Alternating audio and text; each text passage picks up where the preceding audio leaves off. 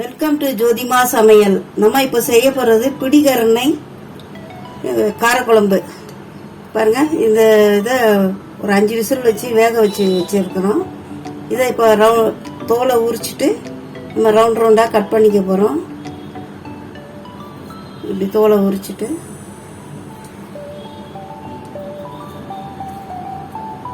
Cut பண்ணிக்கணும்.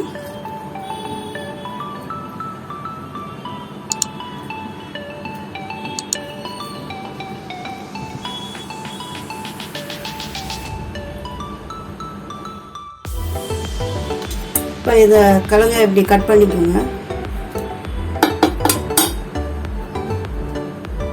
அப்படியே round ரவுண்டாக கட் பண்ணிக்கோங்க. அப்படியே மீன் குழம்பு சாப்பிட்ற மாதிரியே இருக்கும் இந்த கிழங்கு சுவை. வெங்காயம், சின்ன வெங்காயம் கொஞ்சம் போட்டுக்கோங்க. இது மாதிரி போட்டுக்கோங்க. மஞ்சத்தூள் போட்டுக்கோங்க. உப்பு, தேவையான உப்பு, குழம்புக்கு தேவையான உப்பு, மிளகாத்தூள்,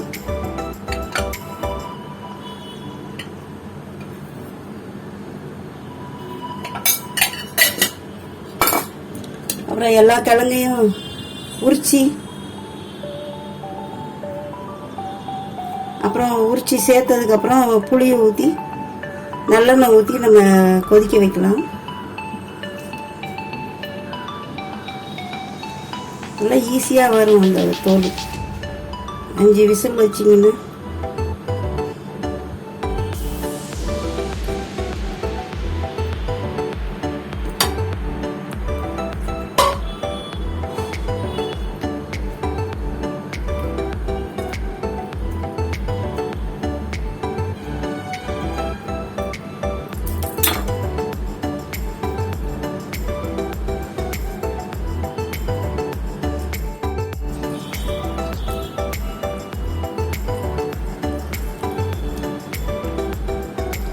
குழம்புக்கு ஒரு எலுமிச்சம்பழம் அளவுக்கு புளி எடுத்து ஊற வச்சுக்கோங்க. இப்போ இந்த புளியை அப்படியே நல்லா பிணைஞ்சி நம்ம இதில் மிளகாத்தூள், மஞ்சத்தூள், உப்பு, வெங்காயம், சாம்பார் வெங்காயம், கிழங்கு எல்லாம் உரித்து போட்டிருக்கோம் இல்லையா, இதில் இப்போது இந்த புளியை கரைச்சி நல்லா வடிகட்டி ஊற்றிக்கோங்க. இப்படி கையை வச்சு இப்படி ஊற்றிக்கணும்.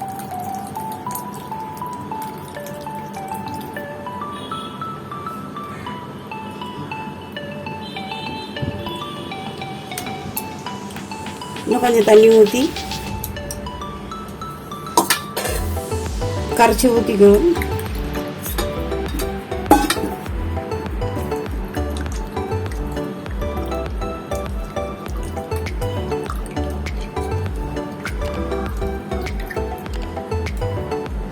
கிழங்கு குழம்ப இன்னைக்கு சாப்பிட்றத விட நாளைக்கு சாப்பிட்டிங்கன்னா இன்னும் டேஸ்ட் அதிகமாக இருக்கும். இந்த கிழங்கோட ருசி, உப்பு காரம்லாம் நல்லா ஊறி போய் சூப்பராக இருக்கும். இப்போ புளி ஊற்றியாச்சு. தேங்காய் அரைச்சி ஊற்றுறவங்க தேங்காய் கூட அரைச்சி ஊற்றிக்கலாம். நான் இன்னைக்கு தேங்காய் ஊற்றாம தான் வைக்க போகிறேன். தேங்காய் ஊற்றுறதா இருந்தால் ஒரு 2 பத்தா ஊற்றிக்கோங்க, அரைச்சி ஊற்றிக்கோங்க.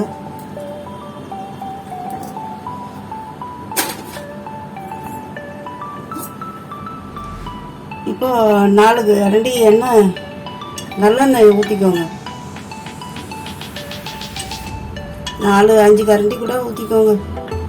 இப்போ நம்ம 4 கரண்டி ஊற்றிருக்கோம். இப்போ அதே எடுத்து அடுப்பில் வைக்க வேண்டியதுதான். நல்லா கொதிக்க வைக்கணும். சுண்டணுன்னா இறக்கிடணும்.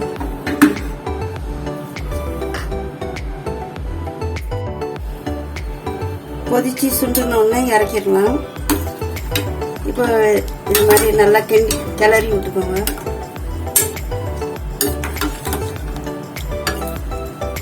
இப்போ இதை ஒரு 5 நிமிஷம் நல்லா கொதிச்சு கொஞ்சம் சுண்டி வந்தோடனே இறக்கிடலாம். சூப்பரான கருணக்கிழங்கு குழம்பு.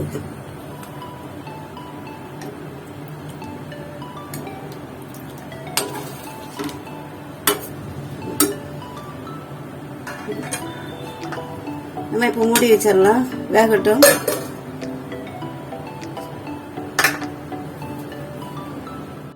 A few moments later. இப்போ நல்லா குழம்பு கொதிச்சு நல்லா வெங்காயம் இந்த கிழங்கு நல்லா இன்னும் கொஞ்சம் சாஃப்டாகி நல்லா வந்திருக்கு. இப்போ நம்ம என்ன பண்ணணும்னா கொஞ்சம் சிம்மில் வச்சு ஒரு 2 நிமிஷம் வச்சிருக்கணும். அதுக்கப்புறம் நம்ம ஸ்டவ் ஆஃப் பண்ணிடலாம். பாருங்கள், இன்னும் கொஞ்சம் அந்த எண்ணெய்லாம் அப்படியே பிரிஞ்சு மேலே வரும். நம்ம சிம்மில் கொஞ்சம் நேரம் வச்சுட்டு அதுக்கப்புறம் பார்க்கலாம். இப்போவே கொஞ்சம் எண்ணெய் பிரிஞ்சு வந்திருக்கு. சிம்மில் வச்சதுக்கப்புறம் பாருங்கள், சூப்பராக இருக்கும். A few moments later. இப்போ நம்ம குழம்பு திறந்து பார்க்கலாம். இது பாருங்க, நல்லா எண்ணெய்லாம் பிரிஞ்சு நல்லா வந்திருக்கு. எவ்வளோ எண்ணெய் பிரிஞ்சு நம்ம ஊற்றின 4 கரண்டி நல்லெண்ணெயும் மேலே வந்துருச்சு. வெங்காயம் கிழங்கு எல்லாம் சாஃப்டாக வெந்துருச்சு. குழம்பும் சுண்டி வந்துருச்சு. இது சாப்பிட்றதுக்கு ரொம்ப ருசியாக இருக்கும். நீங்களும் செஞ்சு பாருங்கள், உங்களுக்கும் ரொம்ப பிடிக்கும். பிடிச்சிருந்தா லைக் பண்ணுங்கள், ஷேர் பண்ணுங்கள், கமெண்ட் பண்ணுங்கள், சப்ஸ்கிரைப் பண்ணுங்கள். தேங்க்யூ ஃபார் வாட்சிங். பிடிக்கரணை குழம்பு.